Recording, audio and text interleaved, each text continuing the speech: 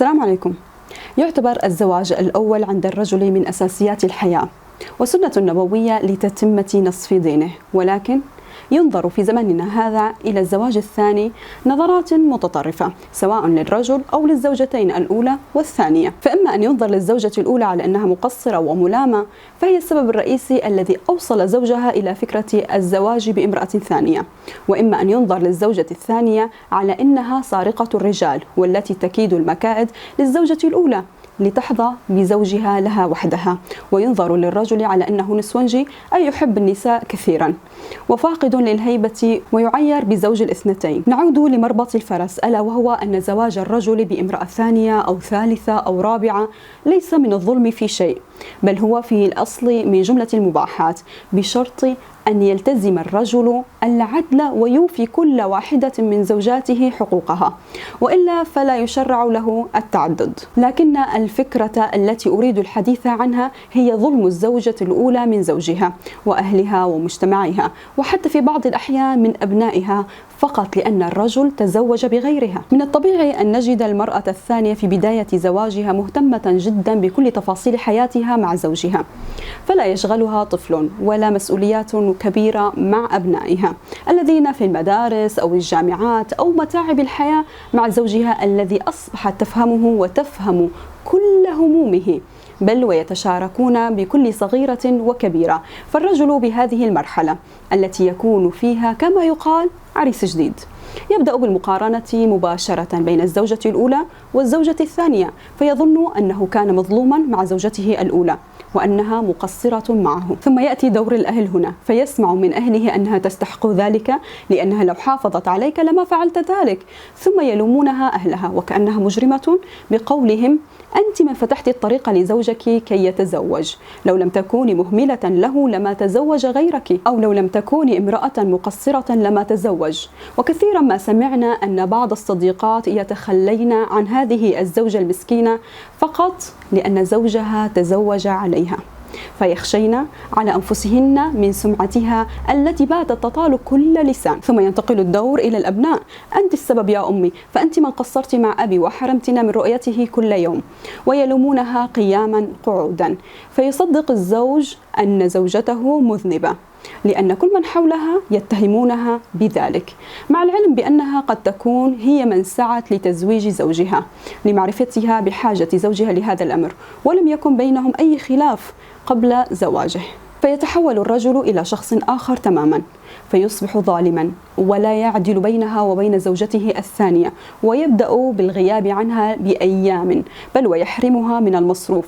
وفي حال قدومه إلى البيت يتحول البيت إلى بركان من المشاكل، فما عاد يجد راحته عندها، وكأنه ليس بذلك الرجل الذي كان يتوعد لها بأنها ستبقى ملكة قلبه وأنها وقفت موقفا لن ينساه لها. فتعيش الزوجة الأولى بصراع لإثبات وجودها، فتهلوس بتزيين نفسها وتنشغل عن أساسيات الحياة وجوهرها إلى تفاهات الغيبة والنميمة عن ماذا فعلت ضرتها وماذا قالت وماذا اشترت وكيف ستكيدها لترفع هذه المظلومية التي تشعر بها.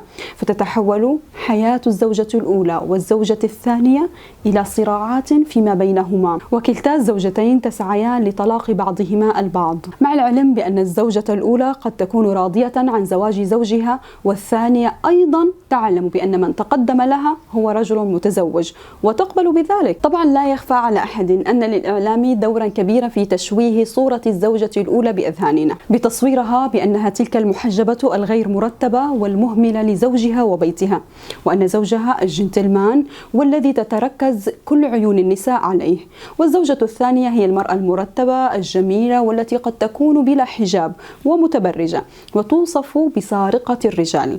ولولا أنني أترفع عن ذلك لذكرت بالاسم عشرات المسلسلات التي تعمل على تشويه صورة المرأة المحجبة إلى يومنا هذا. تحدثنا عن المشكلة والتي هي الزوج، الأهل، المجتمع، الأبناء، الزوجة الثانية والزوجة الأولى. فلو عمل كل طرف من هذه الأطراف بما يحق له وبما يحكمه الشرع فلن نجد أي مشكلة على الإطلاق. فعلى سبيل المثال أن الزوجة الثانية عندما تقبل الزواج برجل متزوج فهي ليست مقبلة على حرب أو على ساحة ملاكمة، فعليها ألا تبني توقعات غير منطقية ولا واقعية، ولا حتى تتخيل نفسها بأنها متزوجة برجل أعزب، وبالتالي لا تفتح بابا لجبهة من المشاكل التي ستصب فوق رأس الزوج.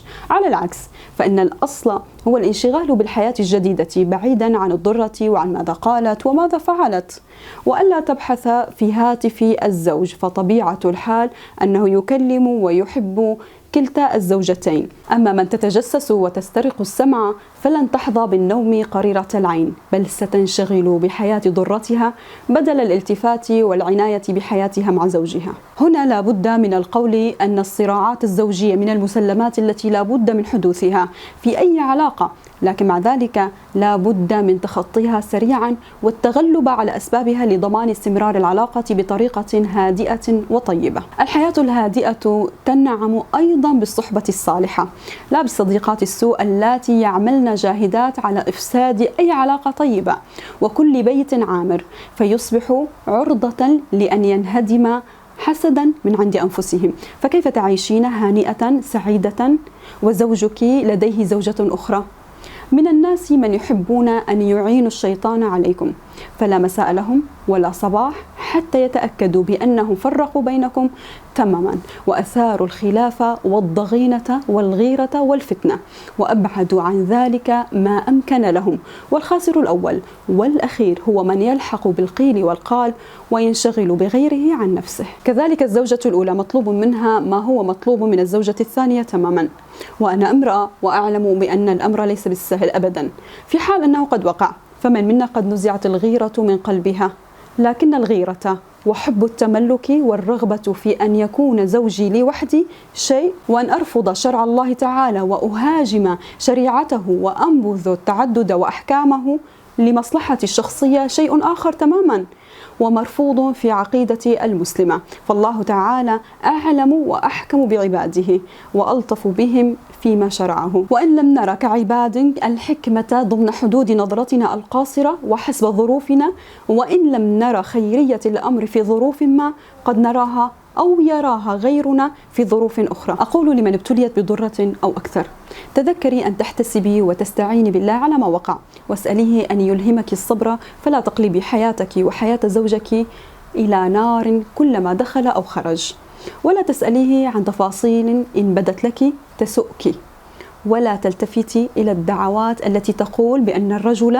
الذي يتزوج هو رجل خائن، فهذا غير صحيح. والله تعالى هو الذي يعلم حالنا وهو أدرى بنا، وهو من أحل للرجل التعدد، وهذه ليست بخيانة كما تصف بعض النساء والعياذ بالله، فيقولن أحيانا: ليخني زوجي مع عشرات النساء ولا يتزوج علي، فإن خانني فهذه نزوة ومرجوعه إلي، ولكن إن تزوج فستبقى علة على قلبي طوال العمر.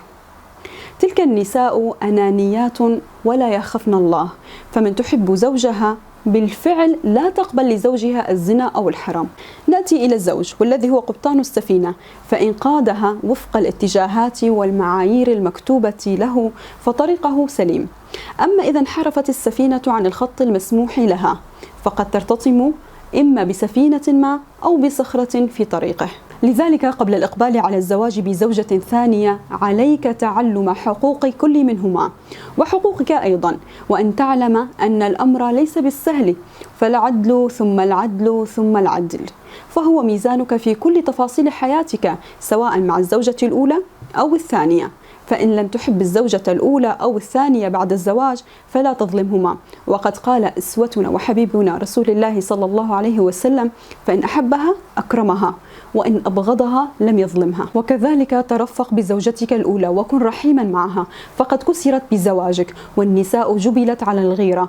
اربط على كتفها ولا تشعرها بأن زواجك الثاني أتى نقمة على حياتها وأنها تعيش في صراع نهايته غير معروفة لها، بل على العكس ابذل مجهودا مضاعفا لتعينها على تجاوزها لهذه المرحلة الصعبة، وخاصة في بداية زواجك الثاني، وكن محتويا لها رفيقا بها، كما أوصاك رسول الله صلى الله عليه وسلم حيث قال: رفقا بالقوارير. كذلك لا تسعى لنقل ما يحدث عند الأولى للثانية، والعكس صحيح، أو تقارن بينهما، أو تخبر الأولى بأن زوجتك الثانية تتصرف بكذا وتقول لها: فلماذا لا تتعلم مثلها؟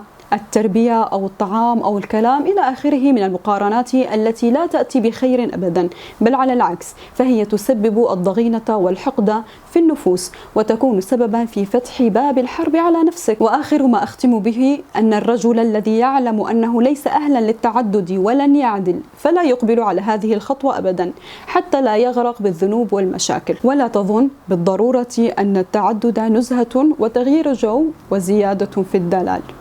فكر أيضا بأنه مسؤولية وبيت جديد وامرأة أخرى تحتاج للعناية والمداراة، وأطفال لهم حق المجالسة والتربية إضافة لبيتك الأساسي وما أنت فيه اليوم.